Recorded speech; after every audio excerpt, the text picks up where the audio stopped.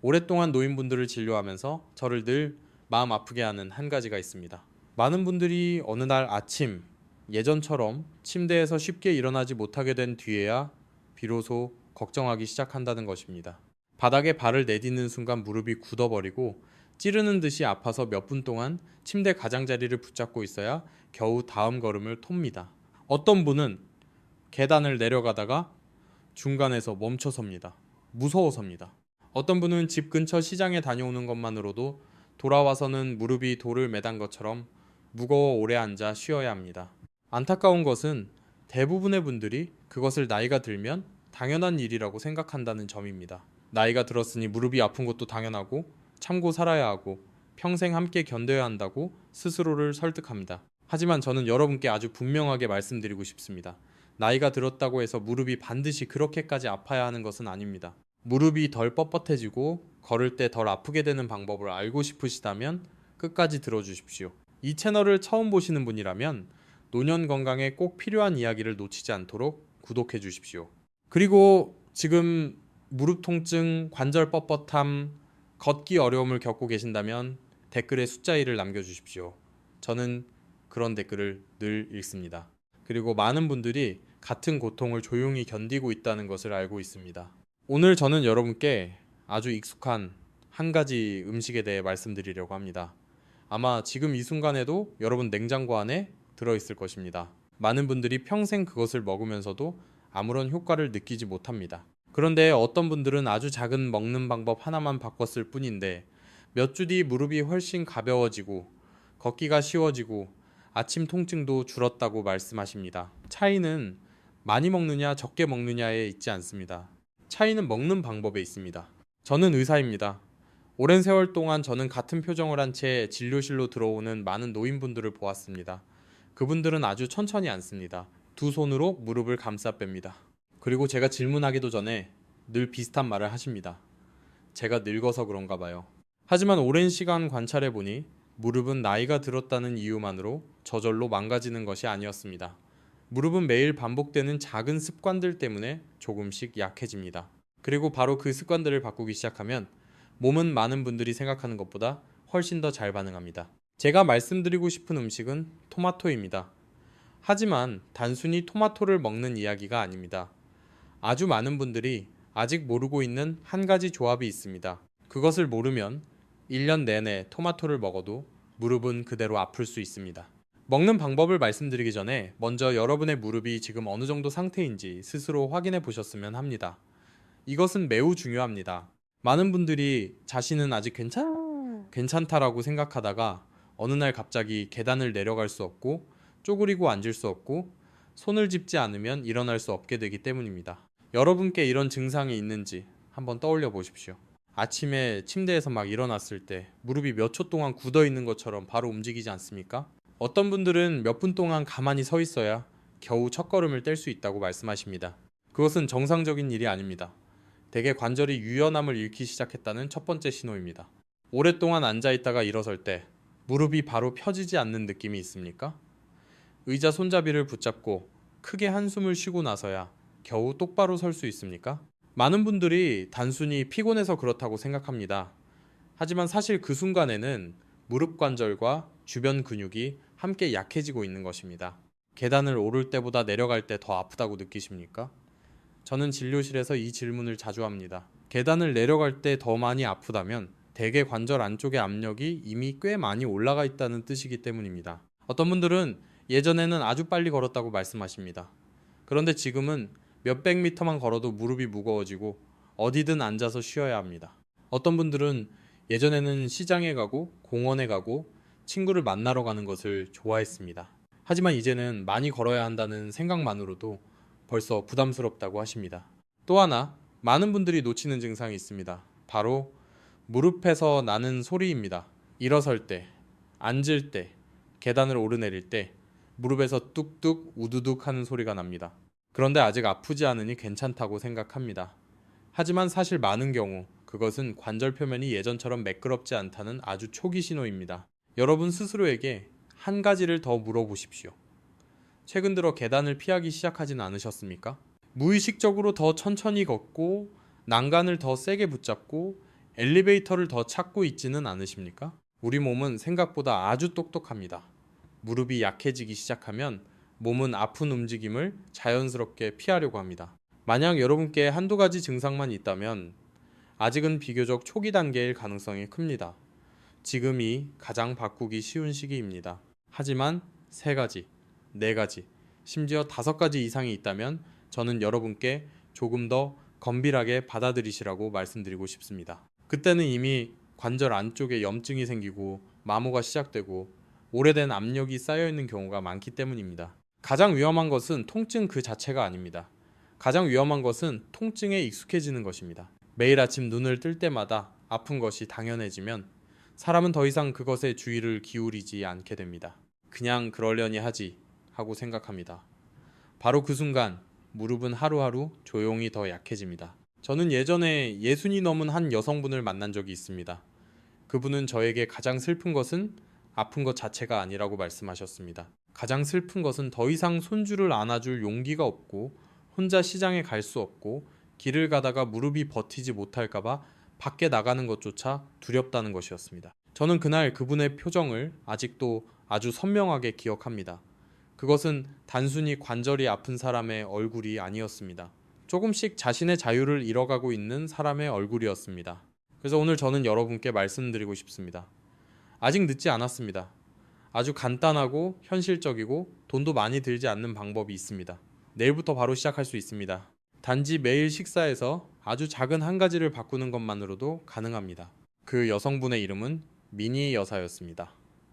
여사는 아주 느린 걸음으로 진료실에 들어왔습니다. 두 손은 늘 무릎 위에 올려져 있었습니다. 마치 손을 떼기만 하면 다리가 더 이상 몸을 지탱하지 못할까 두려운 사람처럼 말입니다. 제가 무엇이 가장 힘드신지 묻자 여사는 통증에 대해 말하지 않았습니다. 여사는 자신의 두 손을 내려다보더니 조용히 말했습니다. 저는 아침이 제일 무서워요.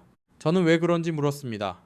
여사는 매일 아침 침대에서 발을 내리는 순간 무릎이 너무 굳어 몇 분 동안 그대로 앉아 있어야 한다고 말했습니다. 어떤 날은 벽을 짚고서야 겨우 화장실까지 갈 수 있었습니다.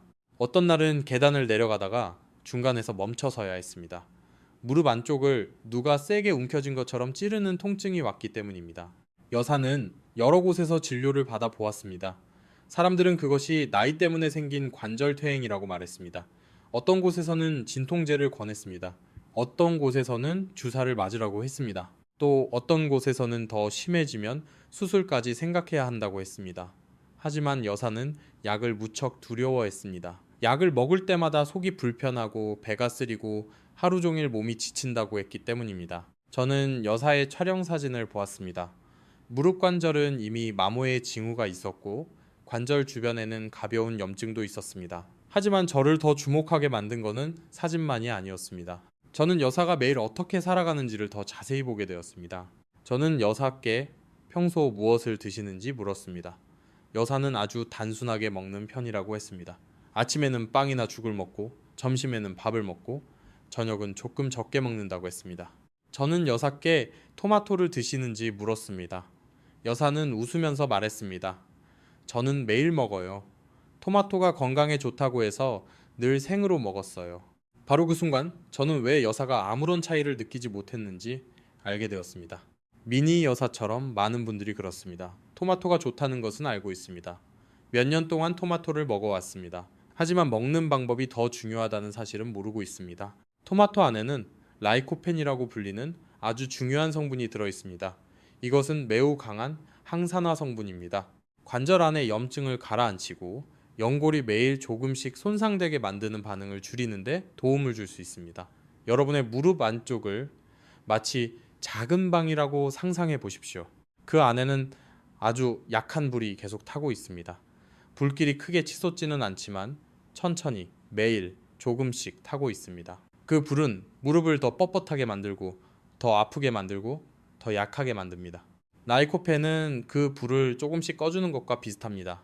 하지만 아주 중요한 한 가지가 있습니다. 토마토를 그냥 생으로만 먹으면 라이코펜은 쉽게 흡수되지 않습니다. 많은 분들은 음식은 생으로 먹어야 더 좋다고 생각합니다. 많은 채소와 과일은 정말 그렇습니다. 하지만 토마토는 다릅니다. 라이코펜은 토마토의 구조 안에 갇혀 있습니다. 그냥 생으로 먹으면 몸은 아주 조금밖에 흡수하지 못합니다. 대부분은 아무렇게나 몸을 지나가 버립니다.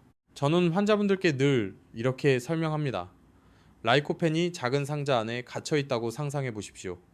생토마토를 먹으면 그 상자는 그대로 닫혀 있습니다. 몸은 그것을 보지만 꺼내지 못합니다. 하지만 토마토를 익히면 그 상자가 열리기 시작합니다. 라이코펜이 밖으로 나오고 몸은 그것을 훨씬 더 쉽게 흡수할 수 있게 됩니다. 하지만 그것만으로는 아직 충분하지 않습니다. 라이코펜은 물에 녹지 않습니다. 오직 지방에만 녹습니다.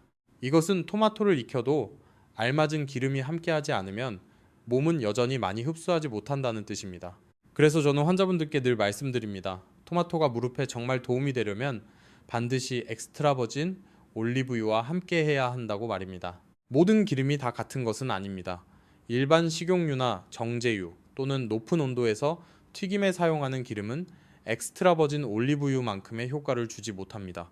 엑스트라 버진 올리브유 안에는 올레오칸탈이라는 성분이 들어 있습니다. 이 성분은 몸 안에 염증 반응을 가라앉히는 데 도움을 줄 수 있습니다. 많은 사람들은 이것을 좀 더 부드럽고 몸에 부담이 적은 천연 진통제와 비슷하다고 말합니다. 토마토를 익힌 뒤 엑스트라 버진 올리브유와 함께하면 이 두 가지는 아주 강하게 서로를 도와줍니다. 토마토는 라이코펜이 나오게 도와주고 올리브유는 그 라이코펜이 몸 안으로 들어가게 도와줍니다. 동시에 두 가지 모두 관절 안의 염증을 가라앉히는 데 함께 도움을 줍니다. 저는 이 이야기를 미니 여사께도 말씀드렸습니다. 그리고 더 이상 토마토를 생으로 드시지 말라고 했습니다. 살짝 익힌 뒤 불을 끄고 나서 엑스트라 버진 올리브유 한 숟가락을 넣으시라고 했습니다. 처음에 여사는 아주 놀란 표정으로 저를 바라보았습니다. 그리고 물었습니다. 정말 그것만 하면 되나요? 저는 말했습니다. 네, 하지만 제대로 해야 합니다. 많은 분들이 실패하는 이유는 방법이 나빠서가 아닙니다. 아주 작은 부분을 잘못하기 때문입니다. 어떤 분들은 처음부터 올리브유를 넣고 센 불에 끓입니다. 그렇게 하면 기름 안에 있는 좋은 성분들이 많이 줄어듭니다. 어떤 분들은 아직 덜 익은 토마토를 씁니다. 푸르거나 단단한 토마토 말입니다. 하지만 덜 익은 토마토에는 잘 익은 붉은 토마토만큼 라이코펜이 많지 않습니다. 어떤 분들은 며칠 하다가 그만둡니다. 아직 아무 변화가 없다고 느끼기 때문입니다. 하지만 관절은 하룻밤 사이에 달라지는 것이 아닙니다. 저는 미니 여사께 가장 중요한 것은 많이 먹는 것이 아니라고 말했습니다. 가장 중요한 것은 매일 조금씩이라도 꾸준히 하는 것이라고 말했습니다. 무릎 관절은 배고픔과 다릅니다. 하루에 아주 많이 먹고 그것으로 한 달 동안 충분하길 바랄 수는 없습니다. 관절은 꾸준히 돌봐주어야 합니다. 오랫동안 시들어 있던 나무를 생각해 보십시오. 물을 한 번에 한 양동이 쏟아붓는다고 해서 바로 푸르게 살아나지 않습니다. 매일 조금씩 물을 주어야 합니다. 저는 여사께 아주 간단한 방법을 알려드렸습니다. 매일 아침 잘 익은 붉은 토마토 2개를 준비하십시오. 껍질에 가볍게 칼집을 내고 뜨거운 물에 잠깐 담갔다가 껍질을 벗기십시오. 그 다음 잘게 썰어 냄비에 넣고 약한 불로 부드러워질 때까지 끓이십시오. 토마토가 충분히 부드러워지고 향이 나기 시작하면 불을 끄십시오. 그리고 그때 엑스트라 버진 올리브유 한 숟가락을 넣어 잘 섞으십시오. 원하신다면 후추를 아주 조금 넣어도 됩니다. 더 맵게 하려는 것이 아닙니다. 후추가 몸이 더 잘 흡수하도록 도와줄 수 있기 때문입니다. 저는 여사께 적어도 3주에서 4주 동안 매일 드시라고 말씀드렸습니다. 기적을 기다릴 필요는 없습니다. 그저 자신의 몸을 천천히 살펴보면 됩니다. 2주 뒤 여사는 다시 진료실로 돌아왔습니다. 저는 여사가 걸어 들어오는 모습을 보는 순간 이미 무언가가 달라졌다는 것을 알아차렸습니다. 미니 여사는 보통 사람보다 천천히 진료실로 들어왔지만 처음 왔을 때처럼 무겁고 힘겨운 모습은 더 이상 아니었습니다. 지난번에는 걸음을 옮길 때마다 조심스러웠습니다. 이번에는 의자까지 곧장 걸어와 오래 의자에 기대지 않고도 앉을 수 있었습니다. 제가 아직 묻기도 전에 여사는 아주 옅게 미소를 지었습니다. 그리고 말했습니다. 아직 완전히 안 아픈 건 아니에요. 그런데 아침이 좀 나아졌어요. 이 말은 제가 올바른 방법을 시작한 분들에게서 가장 자주 듣는 말입니다. 금방 다 나았다는 뜻은 아닙니다. 무릎이 갑자기 젊었을 때처럼 돌아갔다는 뜻도 아닙니다. 하지만 아침마다 느끼던 그 관절의 뻣뻣함이 조금씩 줄어들기 시작합니다. 바닥에 발을 디디는 바로 그 순간 무릎이 찌르듯 아파서 한동안 가만히 서 있어야 하던 시간이 서서히 짧아집니다. 미니 여사는 3주쯤 되었을 때 아침에 눈 뜨는 순간이 더 이상 두렵지 않다는 것을 깨달았다고 했습니다. 예전에는 아침마다 반드시 아플 것이라고 마음의 준비를 하고 있었습니다. 그런데 어느 날 아침 일어나 보니 무릎이 평소처럼 무겁지 않았습니다. 여전히 약간 뻣뻣한 느낌은 있었지만 잠겨버린 것 같은 느낌은 더 이상 아니었습니다. 그 뒤로 여사는 다시 시장에 나가기 시작했습니다. 처음에는 집 근처만 다녔습니다. 그리고 조금씩 예전보다 조금 더 오래 걸을 수 있게 되었습니다. 어떤 날은 집 근처 공원에서 손주와 거의 30분 가까이 산책했다고 저에게 말했습니다. 여사는 웃으며 말했습니다. 아직도 천천히 걷긴 해요. 그래도 적어도 길 한가운데서 주저앉을 일은 없어졌어요. 중요한 것은 여사가 한꺼번에 너무 많은 것을 바꾸지 않았다는 점입니다. 약을 여러 가지 더 먹은 것도 아니었습니다. 비싼 건강기능식품을 산 것도 아니었습니다. 무리한 운동을 억지로 한 것도 아니었습니다. 그저 작은 한 가지를 바꾸고 그것을 매일 제대로 실천했을 뿐입니다. 여러분께서 이것을 꼭 기억하셨으면 합니다. 많은 분들은 건강을 좋아지게 하려면 반드시 아주 큰 무언가를 해야 한다고 생각합니다. 아주 비싼 것을 사야 한다고 생각합니다. 복잡한 방법을 따라야 한다고 생각합니다. 하지만 몸은 되게 단순한 일을 꾸준히 반복할 때 가장 잘 반응합니다. 미니 여사가 좋아지는 모습을 본 뒤 저는 이 방법을 아주 많은 다른 분들에게도 알려드리기 시작했습니다. 그 중에는 70대의 한 남성도 있었습니다. 그는 평생 토마토를 먹어왔지만 불을 끈 뒤에 올리브유를 넣어야 한다는 이야기는 한 번도 들어본 적이 없다고 했습니다. 그분은 집에 가서 그대로 해보았습니다. 그런데 2주 뒤 다시 왔을 때 아무 차이도 모르겠다고 했습니다. 저는 어떻게 했는지 물었습니다. 그는 생토마토를 잘라 샐러드와 함께 먹고 그 위에 올리브유를 뿌렸다고 말했습니다. 바로 그 순간 저는 그분이 아주 많은 사람들이 하는 실수를 그대로 하고 있다는 것을 알았습니다. 생토마토와 올리브유를 함께 먹는 것도 아예 먹지 않는 것보다는 낫습니다. 하지만 몸이 라이코펜을 가장 많이 흡수하게 하려면 토마토는 먼저 열을 가해 익혀야 합니다. 열이 토마토 안쪽 구조를 부드럽게 만들었을 때 비로소 라이코펜이 밖으로 풀려 나옵니다. 그 단계를 건너뛰면 효과는 크게 떨어집니다. 또 다른 한 분은 반대로 했습니다. 토마토는 제대로 익혔지만 올리브유를 처음부터 넣고 센 불에서 몇 분 동안 계속 끓였습니다. 그 결과 올리브유 안에 유익한 성분들이 상당 부분 사라지고 말았습니다. 그래서 저는 아주 작은 일이지만 정말 중요한 한 가지를 늘 거듭 말씀드립니다. 먼저 토마토를 익히십시오. 그리고 불을 끈 다음에야 비로소 엑스트라 버진 올리브유를 넣으십시오. 많은 분들은 그 말을 들으면 불을 끄기 전후 몇 분 차이가 그렇게 중요하겠느냐고 생각합니다. 하지만 사실은 바로 그런 작은 차이가 몸이 제대로 흡수하느냐 못하느냐를 결정합니다. 저는 환자분들께 이 방법을 늘 4가지 아주 단순한 원칙으로 정리해 드립니다. 첫째, 반드시 잘 익은 붉은 토마토만 쓰십시오. 토마토가 붉을수록 라이코펜 양도 더 많습니다. 아직 푸르거나 단단하거나 완전히 익지 않은 토마토는 쓰지 마십시오. 둘째, 가볍게 익혀야 합니다. 너무 오래 끓일 필요는 없습니다. 토마토가 부드러워지고 물이 나오고 조금 더 걸쭉해질 정도면 충분합니다. 셋째, 반드시 엑스트라 버진 올리브유를 써야 합니다. 일반 식용유로 바꾸지 마십시오. 버터로 바꾸지 마십시오. 튀김용 기름으로 바꾸지 마십시오. 넷째, 올리브유는 반드시 불을 끈 뒤에 넣어야 합니다. 이 4가지를 모두 지키면 몸은 평소처럼 먹는 방식보다 훨씬 더 많이 흡수할 수 있습니다. 그 다음 많은 분들이 저에게 묻습니다. 그럼 언제 먹는 게 좋습니까? 가장 좋은 시간은 대개 아침입니다. 무릎은 한밤중 내내 움직이지 않고 있은 뒤 가장 뻣뻣해지기 때문입니다. 아침은 관절을 부드럽게 풀어주고 다시 움직이게 해야 하는 시간입니다. 위가 예민하신 분들은 완전히 빈속에 드시지 마십시오. 아침 식사를 한 뒤 15분에서 30분쯤 지나서 드시면 훨씬 편안합니다. 어떤 분들은 점심에 먹는 것을 좋아합니다. 외출하기 전이나 많이 걸어야 하기 전에 드시는 것입니다. 그것도 좋습니다. 특히 시장을 가야 하거나 계단을 올라야 하거나 오래 서 있어야 하는 날에는 더 좋습니다. 몸이 미리 준비되어 있으면 훨씬 더 잘 버틸 수 있습니다. 저녁에 드셔도 괜찮습니다. 다만 너무 늦지만 않으면 됩니다. 잠들기 바로 직전에 먹으면 어떤 분들은 더부룩하거나 불편함을 느낄 수 있습니다. 언제 드시든 가장 중요한 것은 여전히 꾸준함입니다.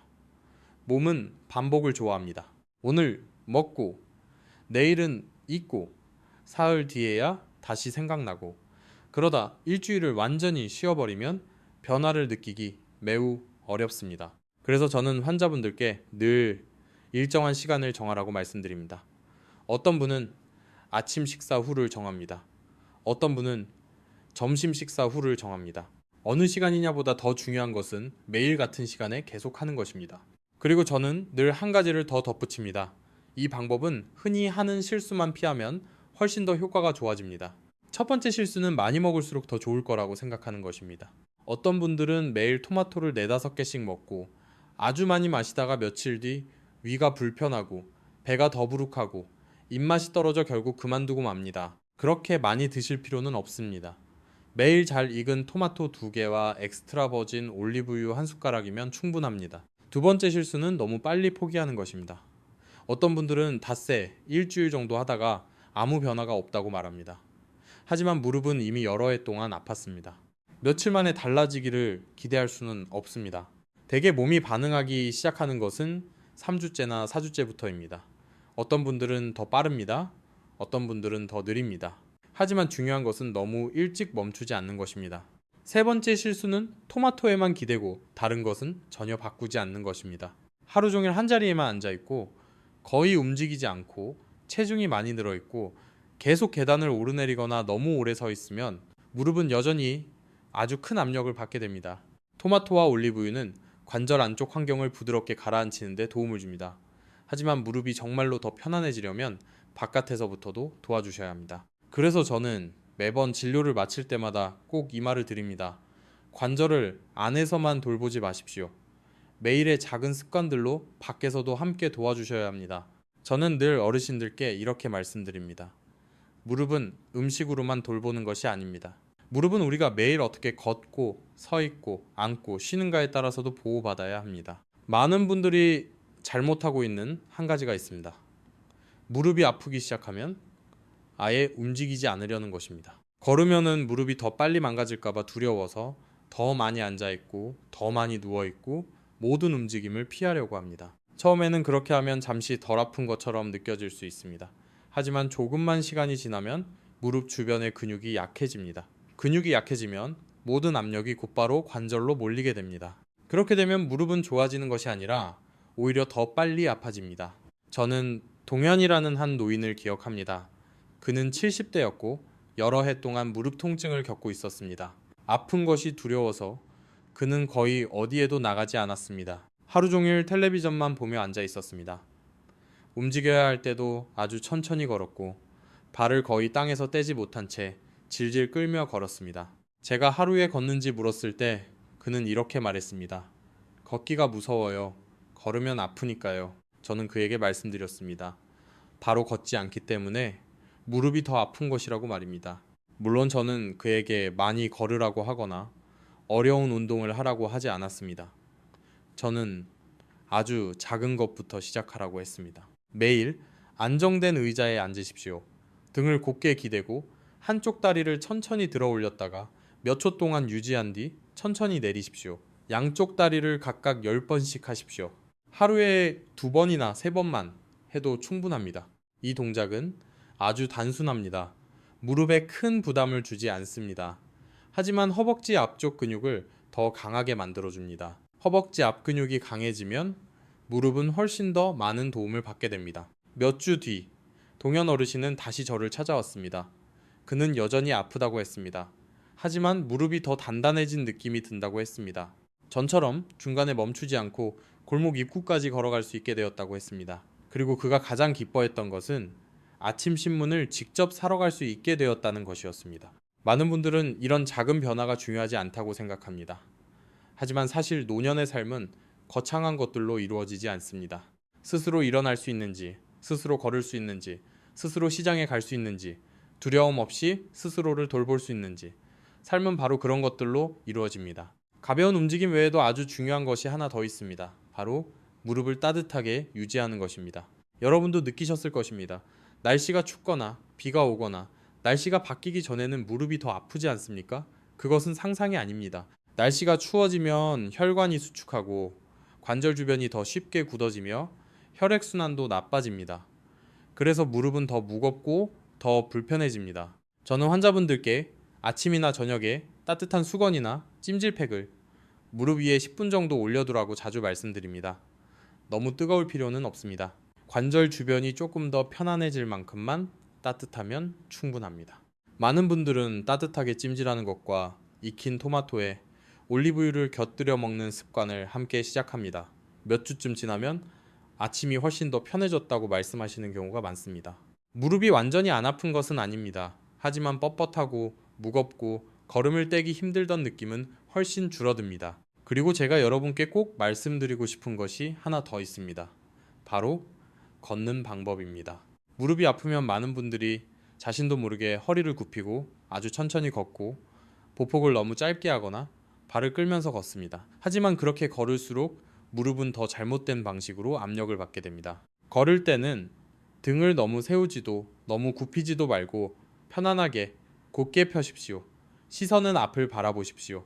걸음은 자연스럽게 옮기십시오. 너무 크게 걷지 마십시오. 하지만 너무 작게 걷지도 마십시오.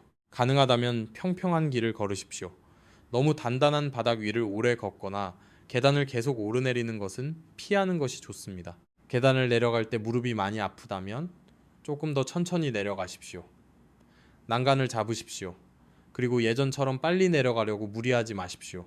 그것은 약한 것이 아닙니다. 자기 몸을 지키는 방법을 아는 것입니다. 그리고 또 하나, 아주 많은 분들이 놓치는 것이 있습니다. 바로 체중입니다. 많은 분들이 이 이야기를 듣고 싶어 하지 않는다는 것을 저는 알고 있습니다. 하지만 몸무게가 몇 킬로만 늘어나도 무릎은 훨씬 더 큰 압력을 받게 됩니다. 걸음을 한번 내디딜 때마다 무릎은 몸무게보다 훨씬 더 큰 무게를 견뎌야 합니다. 그래서 단지 이 3kg만 줄어도 많은 분들이 무릎이 훨씬 가벼워졌다고 느끼게 됩니다. 다행인 것은 여러분이 토마토를 올바르게 먹기 시작하고 식사를 조금 더 규칙적으로 하고 기름진 음식을 줄이고 지나치게 많이 먹지 않게 되면 몸은 서서히 달라지기 시작한다는 점입니다. 억지로 자신을 몰아붙일 필요는 없습니다. 조금 더 단순하게, 조금 더 규칙적으로 먹으면 충분합니다. 저는 환자분들께 물을 충분히 마시라는 말씀도 늘 드립니다. 관절 안에는 관절 표면이 서로 부드럽게 움직이도록 도와주는 액체가 있습니다. 몸에 수분이 부족하면 그 액체는 제 역할을 잘 하지 못합니다. 그러면 무릎은 더 쉽게 뻣뻣해지고 더 쉽게 아파집니다. 한 번에 아주 많이 마실 필요는 없습니다. 하루 동안 조금씩 나누어 마시면 됩니다. 특히 어르신들은 갈증을 잘 느끼지 못해서 물 마시는 것을 자주 잊습니다. 그리고 마지막으로 저는 여러분께 아주 오래 기억해 주셨으면 하는 한 가지가 있습니다. 무릎이 너무 심하게 아파질 때까지 기다리지 마십시오. 저는 너무 많은 분들에게서 이런 말을 들었습니다. 조금만 더 일찍 알았더라면 좋았을 텐데요. 토마토는 익혀서 먹어야 한다는 것을 조금 더 일찍 알았더라면. 불을 끈 뒤에 엑스트라 버진 올리브유를 넣어야 한다는 것을 조금 더 일찍 알았더라면. 매일의 작은 습관들이 모든 것이 너무 늦어지기 전에 무릎을 더 가볍고 더 편하게 만들 수 있다는 것을 조금 더 일찍 알았더라면 말입니다. 하지만 여러분께는 아직 기회가 있습니다. 오늘 이 이야기를 보고 계시고 아직 걸을 수 있고 아직 계단을 오르내릴 수 있다면 비록 아프고 비록 느리더라도 아직 늦지 않았습니다. 첫날부터 모든 것을 완벽하게 할 필요는 없습니다. 아주 작은 것 하나로 시작하면 됩니다. 내일 잘 익은 붉은 토마토 2개를 꺼내 보십시오. 그것을 부드럽게 익히십시오. 불을 끈 뒤에 엑스트라 버진 올리브유 1숟가락을 넣으십시오. 그리고 몇 주 동안 천천히 꾸준히 드셔보십시오. 그리고 여러분의 몸이 어떻게 달라지는지 조용히 느껴보십시오. 어느 날 아침 침대에서 발을 내디딜 때 무릎이 예전만큼 뻣뻣하지 않다는 것을 알게 될지도 모릅니다. 계단을 내려갈 때 예전보다 조금 덜 두렵다는 것을 느끼게 될지도 모릅니다.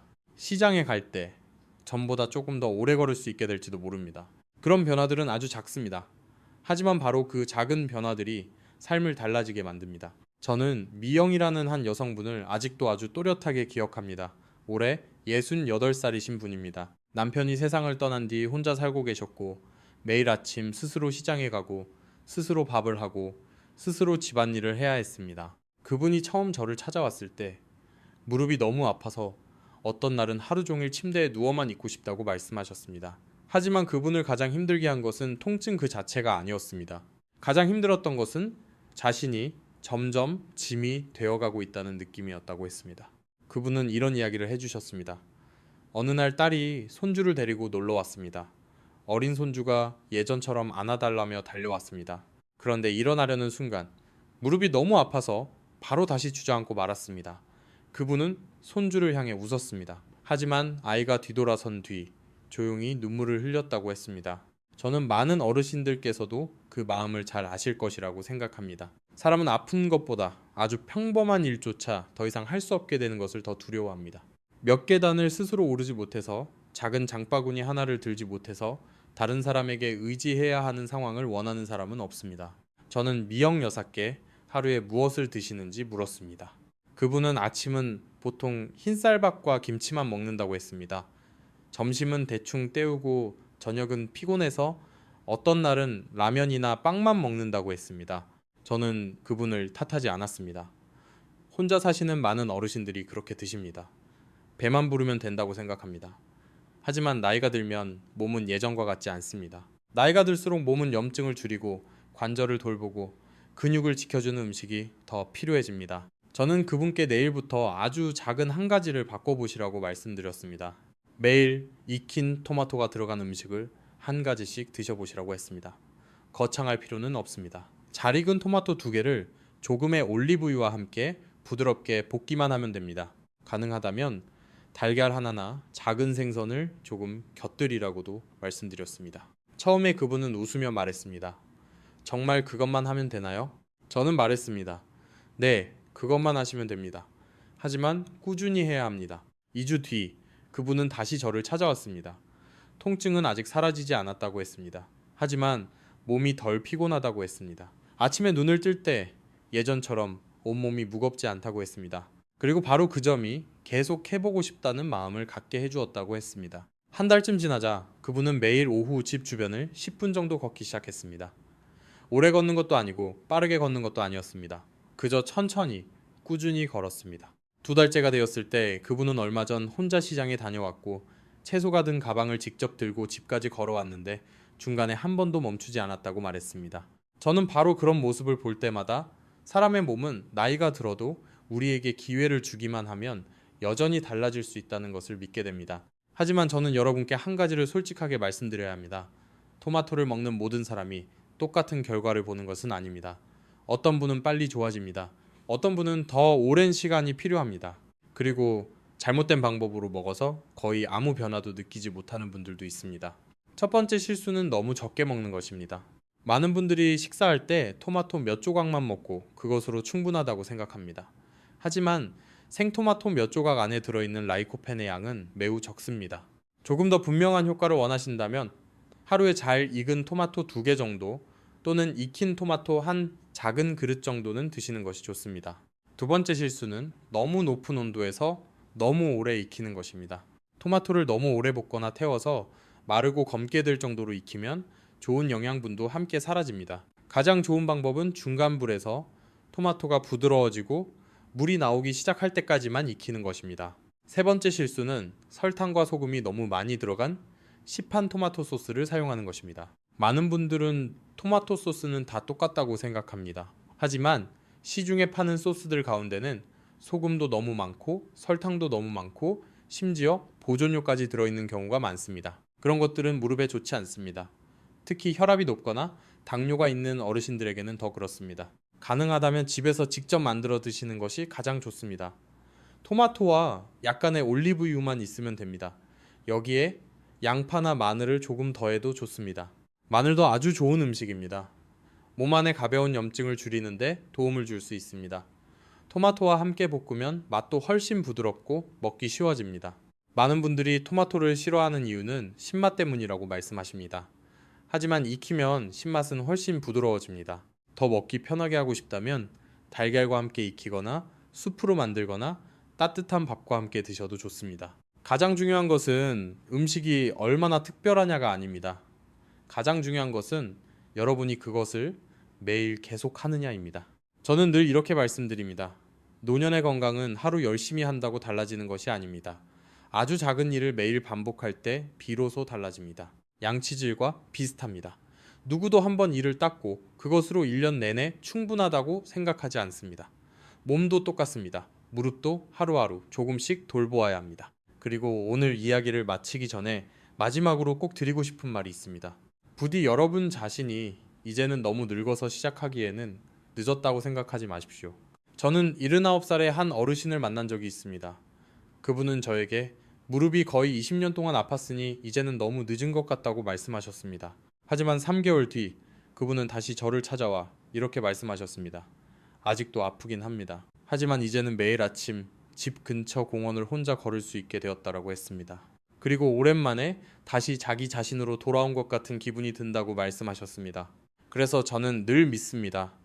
여러분이 60이든 70이든 80이든 오늘부터 몸을 돌보기 시작한다면 몸은 분명히 더 좋아질 수 있습니다. 여러분께서 아주 단순한 한 가지를 꼭 기억하셨으면 합니다.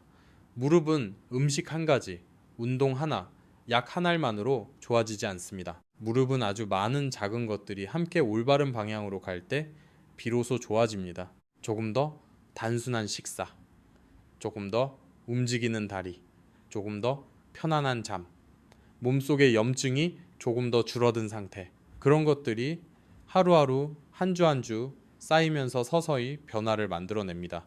많은 분들은 늘 아주 강한 무언가를 기다립니다. 약을 한번 먹으면 바로 통증이 사라지기를 바랍니다. 며칠만 하면 무릎이 20년 전처럼 돌아오는 방법을 찾고 싶어 합니다. 하지만 몸은 그렇게 달라지지 않습니다. 여러분의 무릎은 하루 만에 아파진 것이 아닙니다. 오랜 세월에 걸쳐 조금씩 달아왔습니다. 그렇기 때문에 무릎이 더 편안해지기 위해서도 몸은 시간이 필요합니다. 저를 가장 안타깝게 만드는 것은 너무 많은 분들이 너무 빨리 포기한다는 것입니다. 토마토를 사흘 먹어보고 아무 변화가 없다고 말합니다. 일주일 동안 몇 가지 동작을 해보고는 그만둡니다. 잠깐 해보다가 다시 예전의 습관으로 돌아갑니다. 오늘 씨앗 하나를 심는다고 해서 내일 바로 싹이 보이지는 않습니다. 하지만 계속 물을 주고 햇빛을 보여주고 기다리다 보면 언젠가는 자라납니다. 몸도 똑같습니다. 첫 주에는 아직 큰 차이를 느끼지 못할 수도 있습니다. 무릎은 여전히 아프고 여전히 뻣뻣할 수도 있습니다. 하지만 조금 더 올바르게 먹고 조금 더 부드럽게 움직이고 무릎을 따뜻하게 하고 물을 충분히 마시고 잠을 충분히 자는 것을 계속하면 몸은 서서히 달라지기 시작합니다. 어느 날 아침 침대에서 일어나는 것이 조금 더 쉬워졌다는 것을 느끼게 될 것입니다.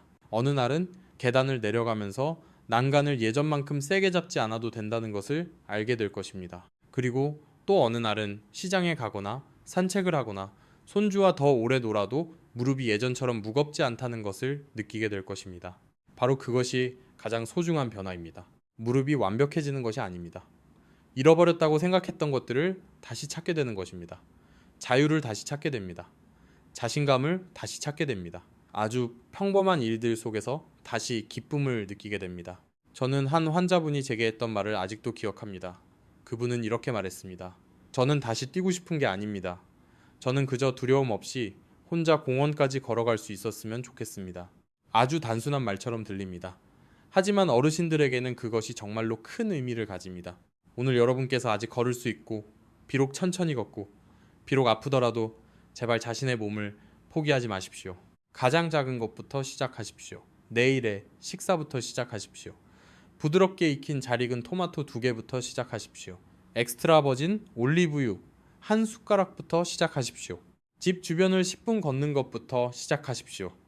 의자에 앉아 다리를 들어 올리는 아주 단순한 동작 몇 번부터 시작하십시오. 모든 것을 한꺼번에 하실 필요는 없습니다. 그저 시작만 하시면 됩니다.